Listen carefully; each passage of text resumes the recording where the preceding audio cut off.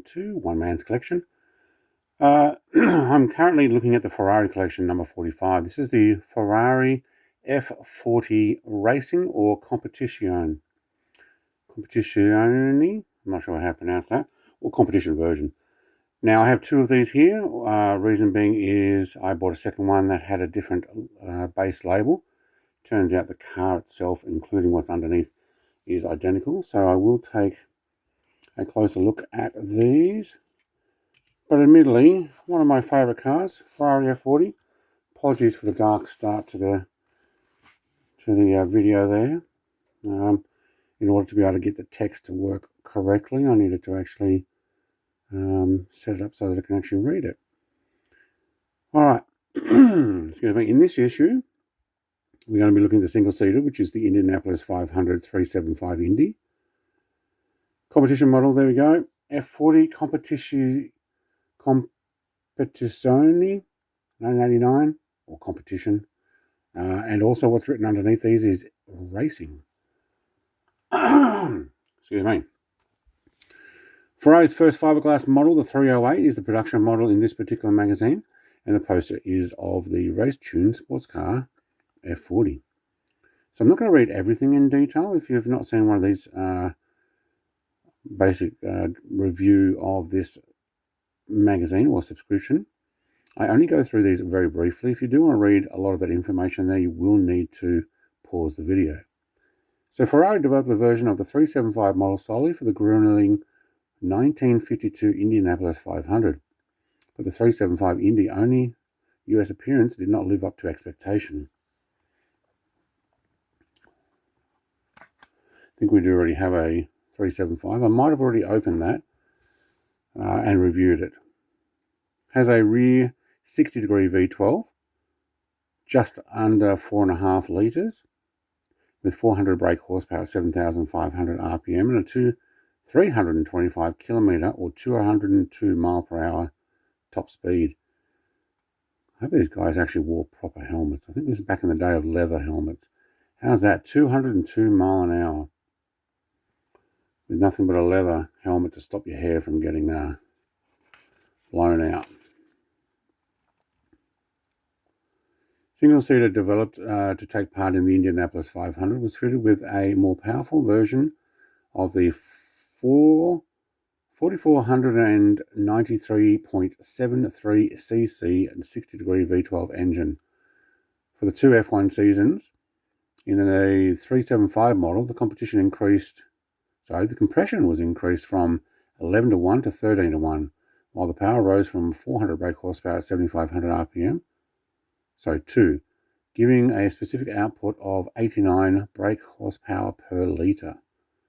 Since cars reached very high speeds in the Indiana track, these were upgraded, enabling the 375 Indy to hit 325, or that 202. Yeah.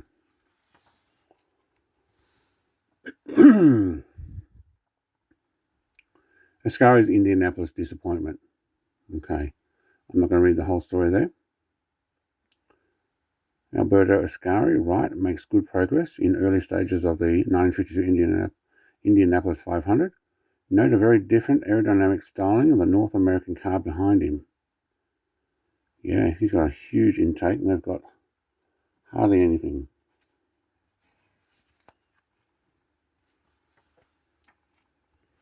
F40 Competizione, a truly great car. Yeah, it looks awesome. F40 was fitted with race-type 4-point safety belts. Okay. Though racing was not part of the original plans for the F40, several blistering variants of the seminal Ferrari were produced between 88 and 96. Wow, just to think they kept making them all the way up to 1996. Yeah. Project was swiftly given the project name F40 LM for Le Mans, because the object of the French Ferrari Association was completed in 1989 Le Mans 24-hour event. If this aim went to plan, the car might have been entered into the race competition such as the IMSA International Motorsport Association GT Series. cool.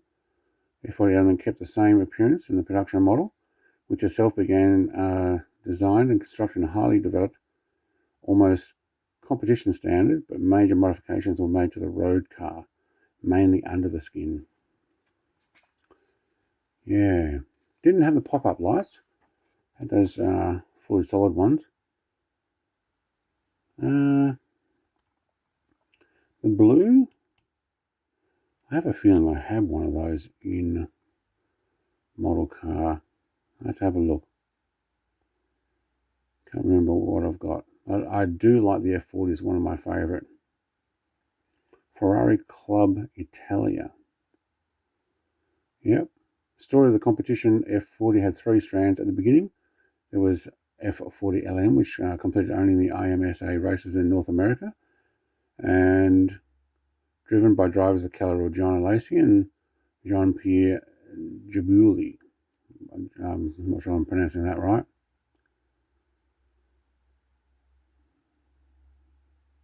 Lastly, there was the epic F40 Competizione, used for the 1994 endurance races, the BPR Global GT Series, and the Le Mans 24-hour event. Yeah, Maranello had minimal involvement in these F40 racing episodes. The initiative was instead taken up by Ferrari France through its head Daniel Marin and the Posey family. They set up a French importation business, enjoying a certain influence with Enzo Ferrari. They would not have managed to be so successful without the passion of Giuliano. Yeah, I'll actually let you read the rest of that one. We do have a nice, it's got number 1 written on it too. Nice big poster. I don't take any of these posters out. On the other side, we've got it facing the other way. The number 2 on it.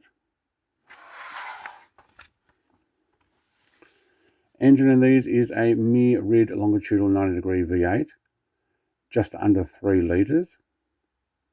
Has 2 IHI turbochargers, 2 intercoolers, 720 brake horsepower, 7,500 RPM, and it weighs 1,225 kilograms.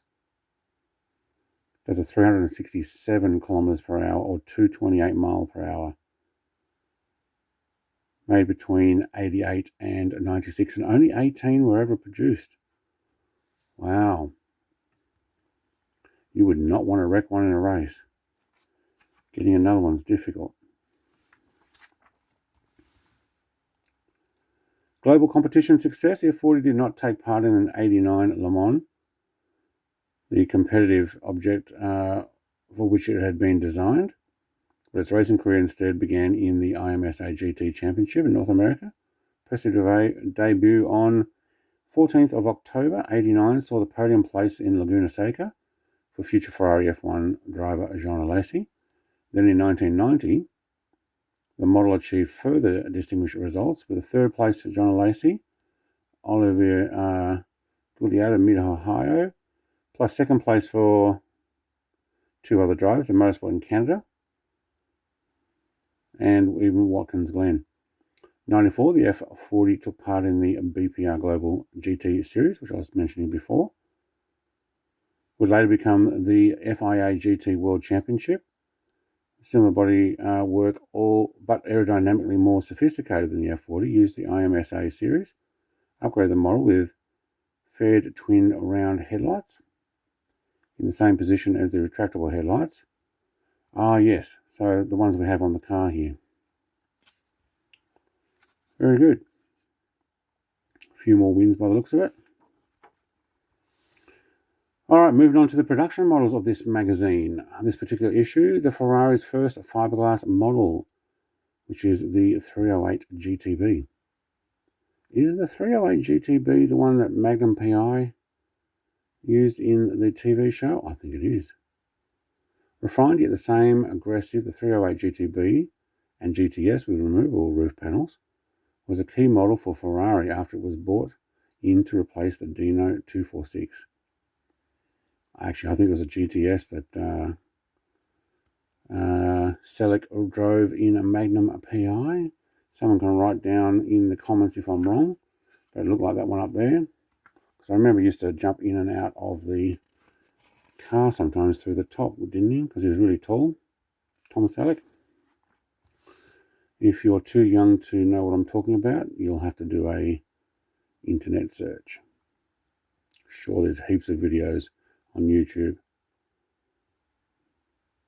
The lines that Leonardo Fioravanti modelled for Pininfarina were strong, but at the same time sophisticated. This angle shows the symmetry between the engine, air intakes, and the grills on the nose. The upper side sections are being integrated into the engine compartment and the smooth roof supports. Okay, it's actually quite a nice looking car. Open top GTS option. Only the 308 exported to North America and a new, much larger exhaust system, which among other things interfered with the piping and the dry sump and caused a significant reduction in power from the original 255 brake horsepower to 230 brake horsepower. The metal bodywork in the Series 2 cars meant that they were 65 kilograms heavier than the fiberglass originals, contributing to an overall reduction in performance, the first Ferrari V8 of the modern era. Thank you, North America, for your different standards in vehicle emissions and requirements. All right, so it is a mid-rear longitudinal 90-degree V8, 2.926.90cc, so just under 3 litres. 214 to 250 brake horsepower, 7,700 RPM, with a top speed of 255 kilometers per hour, 158 mile an hour. There were more than 12,000 made, and they made them for 10 years. 75 to 85. Wow. All right, coming up, the next one will be the F2001. This is the Michael Schumacher driven car. Got a bunch of these, both in my Formula One car collection and in this Ferrari car collection. So we'll show that off next week, Magazine 46. Now, I'm going to have a quick look at both of these particular cars. If we have a look underneath, we're going to have this upside down, so let's try it this way. We will see that says Ferrari F40 Racing, and we will find that it actually just has identical on this one, Racing. So we'll just grab one. Now, the deal with these is I bought two. One had on its name plaque Competizione, and I'm sure the other one just had Racing, or maybe just had Competition. No, I think it had Racing. So I decided to grab both, although I have packed away those stands now. So let's actually have a closer look here. Got our sponsorship stuff down the underneath the door there.